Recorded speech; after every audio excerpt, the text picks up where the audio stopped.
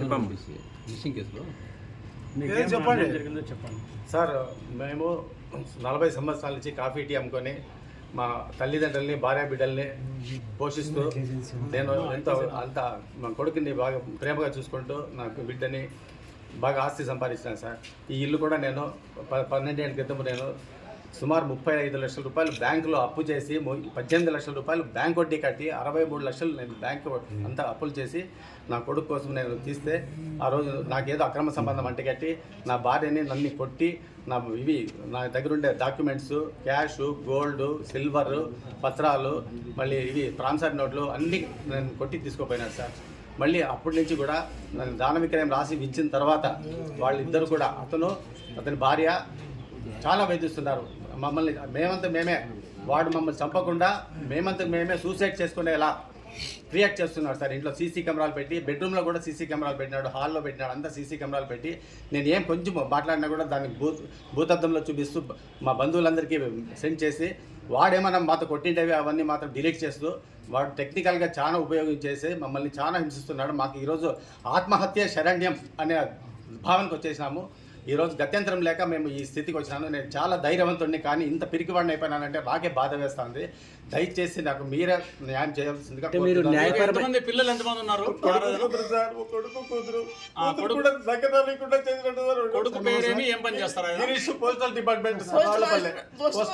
గిరీష్ ఎక్కడ పని చేస్తాడు? వాళ్ళపల్లి సార్. ఇప్పుడు ఆయన ఎక్కడ ఉంటున్నాడు జనరల్ గా? రోజు ఇక్కడ ఉంటుండేది, మమ్మల్ని బయట రాడు. ఇప్పుడు వచ్చి అత్తగారింట్లో ఉన్నాడు సార్. ఎక్కడ అత్తవారు? ఇక్కడ దగ్గర ఆర్కే ఫంక్షన్ హాల్ దగ్గర. మీకు అంటే మీరు సంపాదించిన ఆస్తి మీ స్వయార్జితమా పిత్రార్జితం? నా స్వయార్జితం, కంప్లీట్ నా స్వయార్జితం. అది ఒక్క రోజు కాదు, 40 సంవత్సరాలు కష్టార్జితం. న్యాయపరంగా మీరు కోర్టుకి అట్లా వెళ్ళలేదా? వెళ్ళినాం సార్. అక్కడంతా కోర్టుకు వెళ్తే 3-4 సంవత్సరాలు పడుతుంది. ఇప్పటికే మాకు ఆరోగ్యాలన్నీ వెళ్ళిపోయినాయి సార్. నేను చనిపోయే టైంకి వచ్చిన తర్వాత నాకు ఏం ప్రయోజనం? పోలీసుల్ని ఆశ్రయించారా? పోలీసుల్ని ఆశ్రయిస్తే అక్కడంతా ఏం కావాలి వాళ్ళందరినీ చేసుకుని డిఎస్పీ సార్కి, ఎస్పీ సార్కి చెప్పినాము. వాళ్ళు వచ్చి కలెక్టర్ ఎటు తిరిగి నాకు అందరిపైకి కలెక్టర్ గారు ఫుల్ ఫార్గా ఉన్నారు. అక్కడ ఆర్డర్స్ కూడా రెడీ అయింది. కాకపోతే నాకు దగ్గరలో ఒక 1-2 నెలల లోపల నాకు ఆర్డర్స్ వస్తాయి, నాకు ఫేవర్గా వస్తున్నాయి. కలెక్టర్ అయితే తిట్టి పారేసినారు. ఎవరు తిట్టారు? మా అబ్బాయిని. నీకు జ్ఞానం ఉందా? వాళ్ళతో దాన విక్రయం రాయించుకొని వాళ్ళని హింసిస్తూ నువ్వు ఈరోజు వాళ్ళని వాస్యామంతో అమ్ముకొని వాళ్ళు రోడ్డు పాలు చేయాలని ఉన్నావా? నీకు రూల్ తెలుసా? 120 రూల్స్ సెక్షన్. నువ్వు కానీ తల్లిదండ్రులు చూడకపోతే 6 నెలల జైలు శిక్ష, నీ ఉద్యోగం ఓడిపోతుంది. ఇప్పుడు ఎన్ని రోజులైంది ఇట్లా బంధించి కానీ మిమ్మల్ని? మేమే వేసేసుకుని సూసైడ్ అన్ని తెచ్చుకున్నాం సార్. మేము ఈరోజు న్యాయం జరగలేదంటే మేము సూసైడ్ చేసుకునే సిద్ధంగా ఉన్నాం. చేసుకోండి అని ఎన్ని రోజులు ఉంటారు వండుకోండి అన్నారు. న్యాయం అంటే ఏ రకంగా జరగాలని మీరు అనుకుంటున్నారు? న్యాయం అంటే ఇప్పుడు కావాలంటే ఆస్తి వాడిపేటలోనే మాకు కోర్టులో ఏ రోజు వస్తుందో ఆ రోజే రాని.